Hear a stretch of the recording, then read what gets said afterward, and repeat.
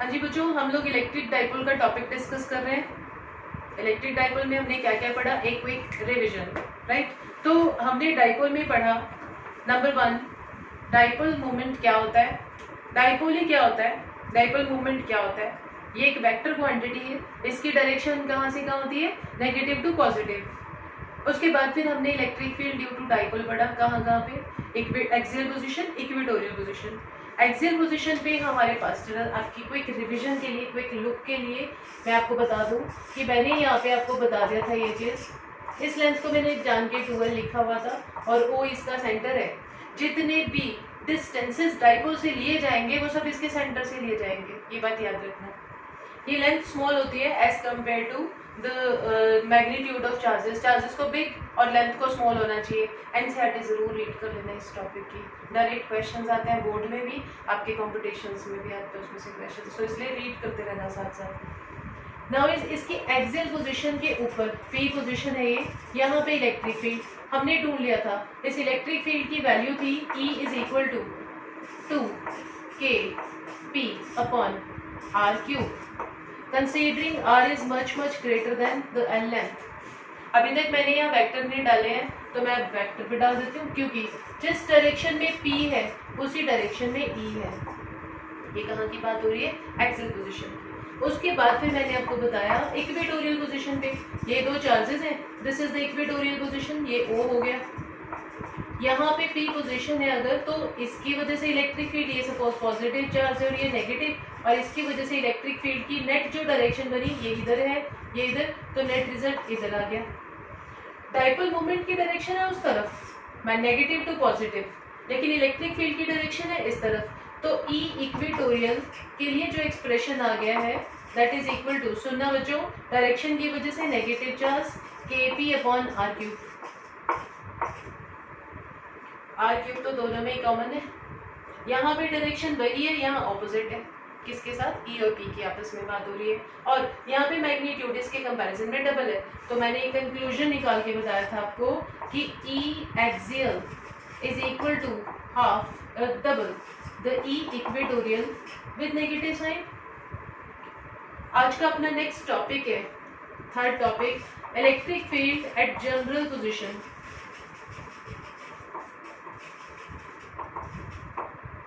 Of dipole from dipole.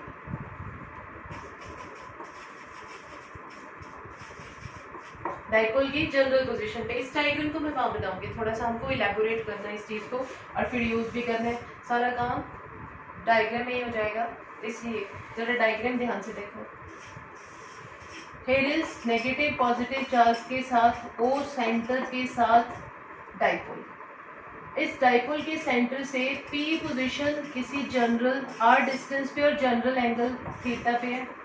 यहाँ पे angle 0 था, यहाँ पे एंगल 90 डिग्री था, अब एंगल थीटा ले लिया क्योंकि सिर्फ 0 और 90 थोड़ी होंगे, और भी तो हो सकते हैं, इसलिए मैंने ऐसे ले लिया, ठीक है। अब ध्यान दो, यहाँ पे जो P डायरेक्शन P यहाँ पे है, डाइपोल मोमेंट की डायरेक्शन P यहाँ पे, ये पॉइंट ऑफ ऑब्जर्वेशन के लिए लिखा है P, मैंने इसको स्मॉल कर दिया, ठीक है। अब ध्यान देना बेटा, इस P के लिए एक कंपोनेंट उधर और एक कंपोनेंट इधर आ जाएगा, मतलब P अगर इधर था तो थीटा एंगल पे इस P का cos थीटा कंपोनेंट उधर हो गया और sin थीटा कंपोनेंट इधर हो गया।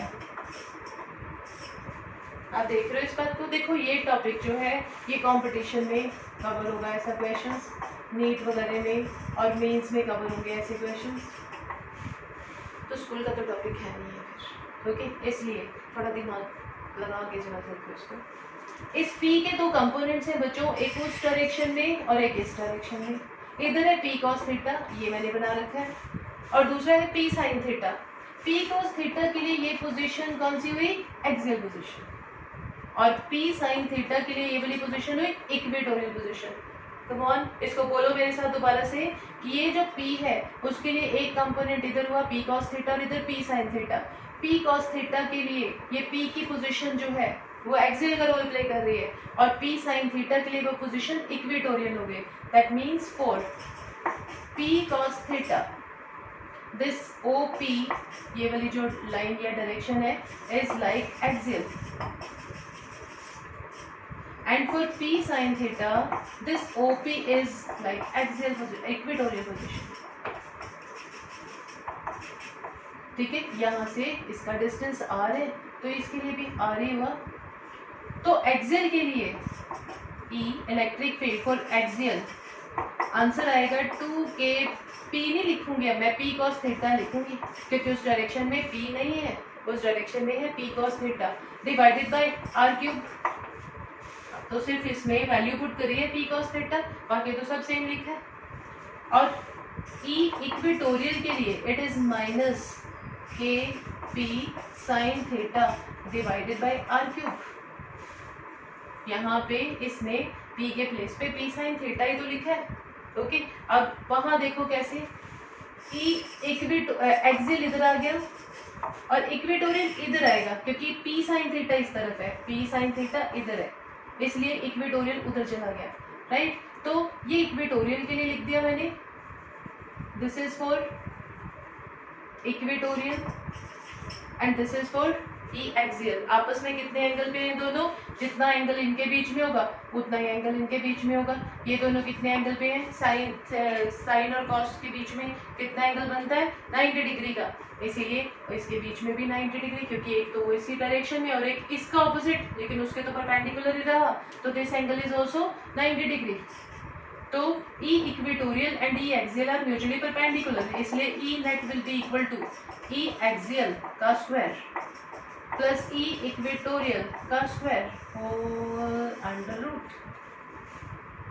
वैल्यू पुट करो, सॉल्व कर लो, तो अपने पास यहाँ पे this comes out to be, देखो kp upon r cube, kp upon r cube इन दोनों के पास है तो इनको हम बाहर निकाल लेते हैं. तो अपने पास आ गया kp अपॉन r क्यूब बाहर आ गया. अंदर रूट में क्या क्या बचा? 4 टाइम्स कॉस स्क्वायर थीटा और 1 times sign square theta. Square कर रहे हैं ना इसलिए, तो 4 कॉस स्क्वायर में से एक कॉस स्क्वायर अलग कर दो तो 3 कॉस स्क्वायर बच गया, प्लस जो साइन स्क्वायर थीटा और कॉस स्क्वायर थीटा है उनकी जगह 1 आ गया. This is E net. This is the electric field due to a dipole for some general position. क्योंकि अभी ये यहाँ खत्म नहीं हुआ है, आ तो गया ये चीजें, इसको हम जरा थोड़ा सा डिस्कशन करेंगे यहाँ पे. Let me do the discussion. अगर थीटा की वैल्यू 0 हो जाए तो E नेट जो है वो E एक्सियल बन गया. थीटा की वैल्यू 0 होते ये इधर आ गया, ये वाले कुछ केस हो गया E एक्सियल. तो आप यहाँ पे 0 पुट कर दो. 3 cos 0 इज 1, 3 into 1 मतलब 3 प्लस 1 4, बाहर निकल आया 2 बन के 2kp अपॉन r क्यूब. उसके बाद फिर अगर आपने इक्वेटोरियल पे करना है तो थीटा 90 डिग्री रख दो तो E इक्वेटोरियल आ गया. बोलो भाई cos 90 0, तो it will become kp upon r cube. It's done. ठीक है, तो दैट इज हाउ ये जनरल रिलेशन इनको सॉल्व करने में काम आ रहा है. इसीलिए हम जनरल जरूर डिस्कस करते हैं, क्योंकि फिक्स्ड 90 डिग्री 0 डिग्री 180 डिग्री सारे एंगल्स यही थोड़ी होते हैं. तो जनरल पोजीशन पे डिस्कशन जरूर करते हैं. इसी में एक छोटा सा पॉइंट और बताऊंगी आपको, जरा ध्यान देना कि कितने एंगल पे रिजल्ट आएगा. देखो इन दोनों का रिजल्ट मैं जरा यहाँ पे थोड़ा रख करके आपको समझाती हूँ. ये तो आपने देख लिया, इसको जरा हटाते हैं यहाँ से. और अब इलेक्ट्रिक फील्ड की बात करते हैं, जरा अच्छे से ट्राई करते हैं इसको. इलेक्ट्रिक फील्ड की बात करते हैं हम, मतलब अब ये वाला डायग्राम यहाँ पे बनाएंगे. E एक्सियल इधर थीटा एंगल के हिसाब से और E इक्वेटोरियल इधर, तो रिजल्ट इन दोनों में से ही किधर आएगा? कहीं आएगा इन दोनों में से. जनरली लग रहा है E एक्सियल स्ट्रॉन्गर है तो उसी की तरफ को शिफ्ट हो जाएगा, मतलब यहाँ ना आके it will go in that direction. Let me से E net is in this direction. तो ये वाला एंगल इसके साथ बीटा है, मैंने बोल दिया बीटा. जबकि यहाँ पे देखा जाए तो ये पीछे बढ़ाऊँ मैं, ये वाला एंगल ये थीटा एंगल था, तो नेट इलेक्ट्रिक फील्ड ने कितना एंगल बनाया? Theta plus beta.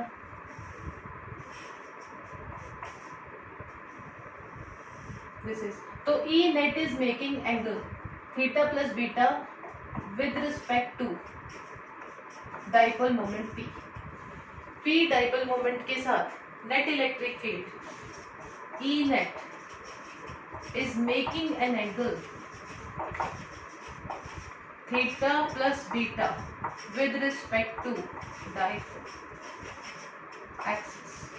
उसी डायरेक्शन में डाइपोल मोमेंट है, तो अपने पास बीटा कैसे निकालूं, दोनों का रेशियो ले लो. tan beta is equal to perpendicular यानी कि ई इक्वेटोरियल ओवर बेस यानी कि ई axial.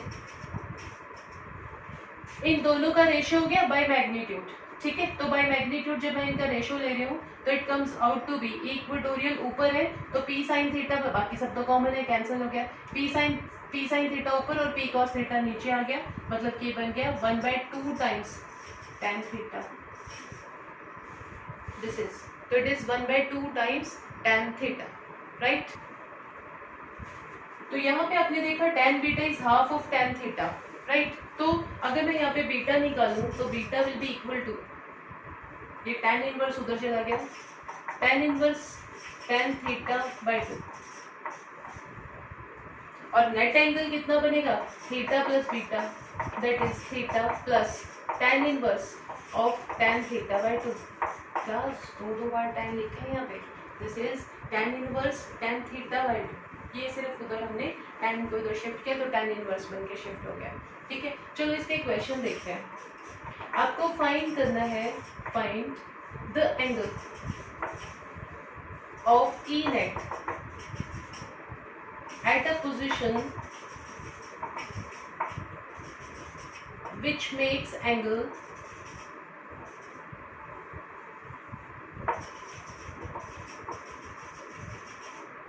angle 30 degree with respect to dipole. बाकी जनरल स्टैंडर्ड वो है. तो इसका मतलब ये हुआ कि थीटा की वैल्यू इज 30 डिग्री. इसमें गिवन हो गया, सोल्यूशन है ये कि थीटा इज 30 डिग्री. तो tan बीटा कितना आएगा, that is tan theta by 2 और थीटा इज 30. tan 30 कितना होता है बच्चों, 1/√3. तो आप यहाँ पे लिखो beta, tan beta is equal to 1/2 already है और साथ में √3 आ गया.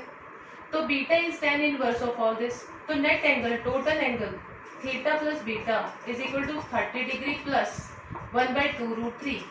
Here is the answer. 30 degree plus tan inverse. Just hold on. This is tan inverse of 1/2√3. Here is the answer. ठीक है, तो इस तरह से ये आंसर आ गया आपके पास. ये सिंपल क्वेश्चन बन गया. इस तरह का क्वेश्चन आप तब तक नहीं कर सकते जब तक जनरल पोजीशन की नॉलेज ना आपको कि जनरल पोजीशन पे पूछा है ये क्वेश्चन. अब एनसीईआरटी में जनरल पोजीशन को डिस्कस नहीं किया है, पर इसके क्वेश्चन दे देते हैं तो वो जब तक ये सब नहीं पढ़ोगे पता कैसे लगेगा. ठीक है, तो ये जो तरीका था ये बताया मैंने, बहुत कुछ बुक्स में बहुत टफ करके किया हुआ है उसको. तो आप ये तरीके इसको फेयर करो, इनसे नोट्स बनाओ और फिर इसी को स्टडी करना 2-3 बार, ये आपको अभी याद हो जाएगा. ठीक है, हमने क्या किया था, पी को 2 पार्ट्स में डिवाइड किया, एक पी कॉस थीटा बना लिया, दूसरा P sine theta. P cos theta के लिए वो एक्सियल बन गया और पी साइन थीटा के लिए इक्वेटोरियल. बस उसी के हेल्प से स्क्वायर एंड सम करके आपने निकाल लिया. ठीक है, फिर स्क्वायर रूट कर लिया. तो ये मैंने आप छोटा सा एक इसमें न्यूमेरिकल का ट्रेलर दिया. अब एक क्वेश्चन जो है वो थोड़े बढ़िया लेवल का है. वो क्वेश्चन जरा सुन लो क्या है, मैं पढ़ देती हूँ उस क्वेश्चन को. इस क्वेश्चन में a dipole is placed parallel to x axis. उसको एक्स एक्सिस पे but at origin in x y frame. तो एक्स एक्सिस की पैरेलल रखा है डाइपोल और ऑरिजिन पे रखा है एक्स वाई फ्रेम में. वो बोल रहे हैं कि इसकी वजह से आपको इलेक्ट्रिक फील्ड निकालना है. पी उसका डाइपोल मोमेंट स्टैंडर्ड नोटेशन है. 2,2√2 पोजीशन पे आपको बताना है कि इलेक्ट्रिक फील्ड कितना आएगा. ठीक है, तो चलो देखते हैं कि यहाँ पे इसमें डाइपोल में थोड़ा स्टेटमेंट लिख देती हूँ. Dipole is placed parallel to x axis and at origin of x y frame. X y frame के ओरिजिन पे रखा है.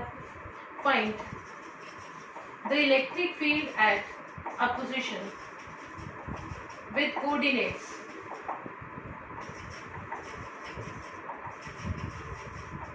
2,2√2. ये कोऑर्डिनेट्स हैं, एक्स एंड वाई कोऑर्डिनेट्स. ठीक है, तो यहाँ पे निकालना है हमने. पहले हम रिप्रेजेंट करेंगे एक्स वाई फ्रेम में कि वो पूछ क्या रहा है, आपको क्या चाहता है. ये भी कॉम्पिटिशन में ही आया हुआ क्वेश्चन है. इस तरह की क्वेश्चन बोर्ड से ऊपर है पर नीट और मेंस के लेवल के क्वेश्चन है ये, ठीक है। तो आप इसको देखो ध्यान से। पहले एक्स वाई फ्रेम में मैं कोऑर्डिनेट सिस्टम बना देती हूँ कि वो कहाँ पे 2 और 2√2 पोजीशन आएगी। This is x y frame and here is the dipole placed. This is, अब 2 मतलब अगर यहाँ है तो 2√2 थोड़ा ऊपर हो जाएगा, ये यहाँ बन गया 2,2√2।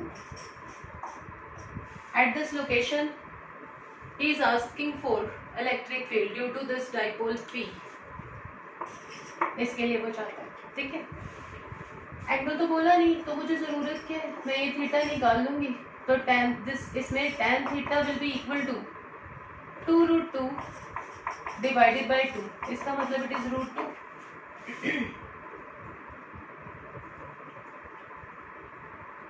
डायरेक्शन कुछ है, फाइंड द डायरेक्शन। मैं थोड़ा वो कर रही हूँ उसमें change, find the direction. Direction कुछ, बिकॉज बाकी वैल्यूज उसमें स्टैंडर्ड नोटेशन में गिवन नहीं है इसलिए। तो आपने यहाँ पे देखा कि tan थीटा की वैल्यू इतनी आ गई √2 के बराबर, this angle tan theta that is √2। अब tan बीटा कितना होगा, अभी अभी हमने पढ़ा tan beta is half the tan theta. तो tan थीटा इज √2, तो tan beta is equal to √2 divided by 2, isn't it 1/√2?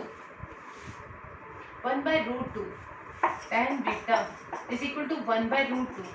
लेकिन 1/√2 किसके बराबर हुआ, that will be equal to इस tan थीटा का इनवर्स, यानी कि इट इज cot थीटा।